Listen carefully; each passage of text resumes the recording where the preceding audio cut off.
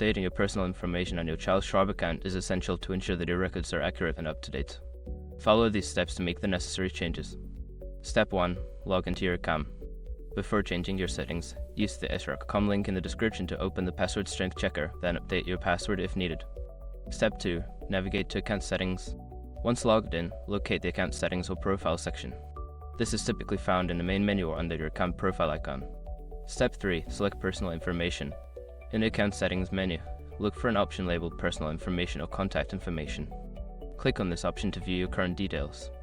Step 4. Edit your information.